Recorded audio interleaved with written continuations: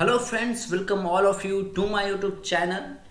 So in today's video lecture, we are going to discuss about another important topic of C++ course, okay, which is in third semester of AKU, or we can say Bihar Engineering University. Okay, so previous lecture was on friend function, which is also very important for semester examination because each year they are asking such questions. Okay, so in today's video lecture we are going to see inline function. Okay, तो हम लोग जो है friend function देख चुके हैं, उससे related एक प्रोग्रामिंग एग्जांपल जो कि हम लोगों ने विजुअल स्टूडियो कोड जो कि एक आईडीई है उस पर हम लोगों ने रन करके भी देखा और रिजल्ट मेरा आ रहा था।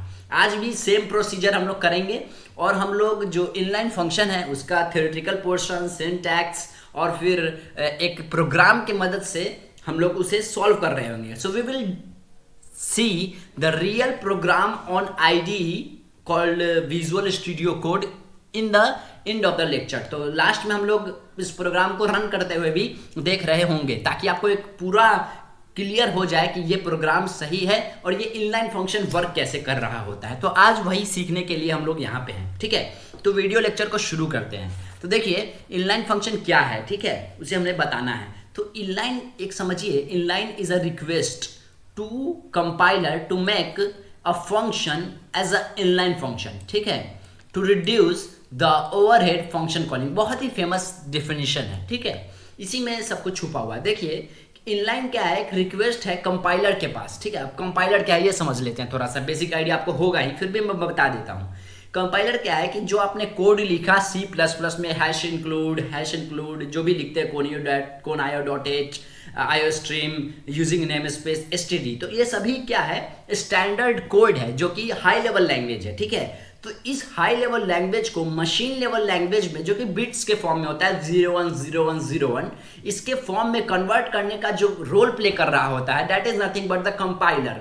इसीलिए इसका नाम दिया गया कंपाइलर। मीन्स कंपाइल कर रहा है, चीज़ों को एक फॉर्म से दूसरे फॉर्म में कन्वर्ट कर दे रहा है, ठीक है। तो वही यहाँ पे कह रहा है कि inline is a request to compiler. Compiler के लिए एक रिक्वेस्ट है टू मेक द फंक्शन। कोई भी फंक्शन अगर कोड में यूज किया गया है उसको इनलाइन फंक्शन होना है, तो ये कंपाइलर के लिए रिक्वेस्ट है। और रिक्वेस्ट है काहे के लिए, क्योंकि ये रिड्यूस करता है फंक्शन कॉलिंग के ओवरहेड प्रॉब्लम को। तो फंक्शन कॉलिंग देखिए, कोई भी नॉर्मल सा हम लोग C++ में प्रोग्राम बना रहे होते हैं तो हम लोग प्रोग्राम का कोड लिखते हैं, उसके लास्ट में फंक्शन को कॉल कर रहे होते हैं। तो ये एक लेंदी प्रोसेस नहीं कह सकते, पर एक टाइम टेकिंग प्रोसेस होता है, ठीक है। लेकिन अगर इनलाइन फंक्शन का हम लोग यूज करें तो बहुत जल्दी मेरा कोड रन होता है और ओवरहेड प्रॉब्लम जो है फंक्शन कॉलिंग का वो रिड्यूस हो जाता है। तो यही इसका बेसिक डिफिनीशन है।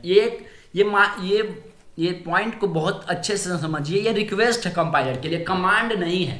There is mark difference between command and request, ठीक है। तो ये एक रिक्वेस्ट है कंपाइलर के लिए, ठीक है, कमांड नहीं है। बहुत इंपॉर्टेंट पॉइंट, ठीक है। फिर दूसरा पॉइंट क्या है कि if compiler treats a function as inline function, अगर कोई भी कंपाइलर जो भी है, ठीक है, वो अगर फंक्शन को इनलाइन फंक्शन की तरह ट्रीट कर रहा है तो ये सब्स्टिट्यूट कर देगा कोड को एक सिंगल लाइन में, ठीक है।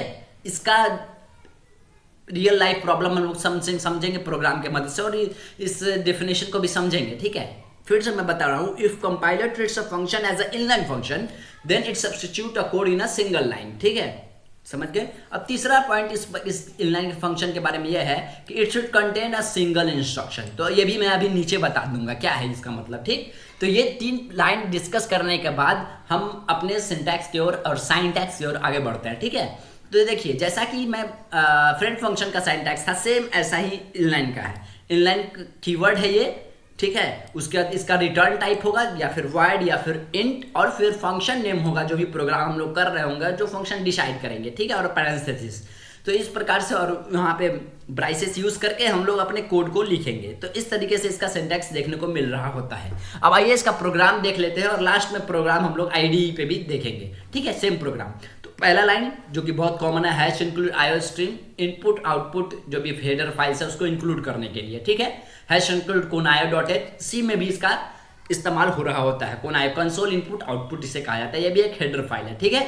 यूजिंग नेम स्पेस std, आप इसे यूज करें ना करें इस प्रोग्राम में डजंट मैटर, ठीक है। अब आता है यहाँ पे देखिए इनलाइन फंक्शन का रोल यहाँ से शुरू हो गया। यहाँ देखिए क्या है, ये inline int function int a और इंट b। अब कंपेयर में करा देता हूं। देखिए यही है syntax, inline return type. So inline is the nothing but what it is the keyword of inline function. Okay, return type, तो यहाँ पे इंटीजर वैल्यू हमको रिटर्न होना है प्रोग्राम में, तो हम इंटीजर फंक्शन लेके चल रहे हैं, that is int function. Okay, और इंटीजर वैल्यूज क्या होंगे, दैट इज इंट ए और इंट बी। तो प्रोग्राम का ओवरऑल मैं ओवरव्यू दे रहा हूं कि मैं यहाँ पे दो नंबर्स को कंपेयर करने वाला हूं, तो दो इंटीजर नंबर्स है, that's why we are taking integer function. Okay, और int a int b are nothing but two arguments, that is integer a and b. ठीक है, आइए देखते हैं। अब देखिए, अगर दो संख्या को कंपैरिजन करना होता तो हम कुछ लिखते कोड इफ एल्स का स्टेटमेंट यूज कर रहे होते, लेकिन यहाँ पे देखिए, यहाँ पे मैंने सिंगल लाइन में ही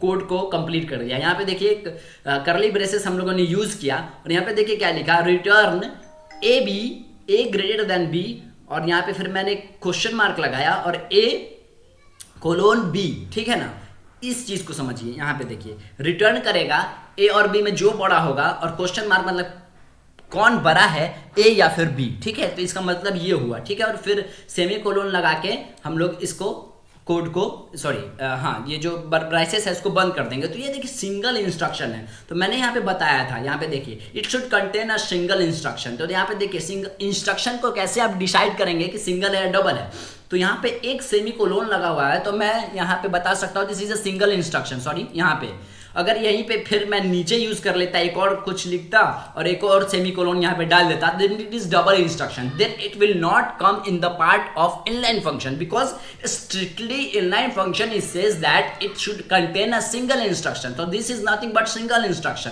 इस बात को समझे? तो यहाँ पे इसी चीज का प्रोग्राम ए और ग्रेटर देन बी और क्वेश्चन मार्क ए बी, कौन सा बड़ा है। ठीक है, अब यहाँ पे फंक्शन को कॉल करने की बारी आ गई है, तो हम लोग वाइड मेन लिखे। ठीक है, अपना और इसके अंदर सी आउट लिखे, यानी कि प्रिंट होने वाला है, स्क्रीन पे फ्लैश करेगा। मैक्सिमम कौन होगा, और फंक्शन में मैंने वैल्यू जो है वो दे दिए। ठीक है, पास कर दिया 10 और 20।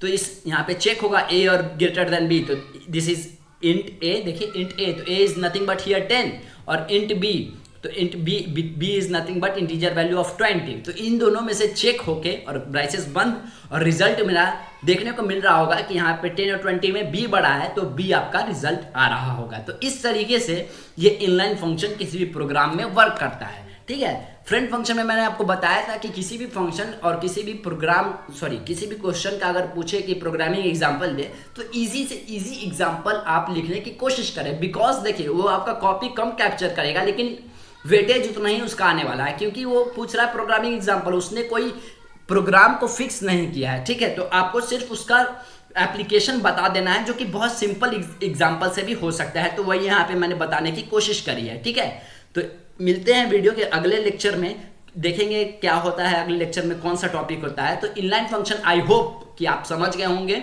और इसका प्रोग्राम भी आप समझ गए होंगे। अब इसका प्रोग्राम हम लोग IDE पे, विजुअल स्टूडियो कोड पे देख लेते हैं कैसे ये प्रोग्राम रन करता है। Okay, thank you, thanks a lot. So guys, this is the program on Visual Studio Code of inline function which I was talking about. Take a look at this.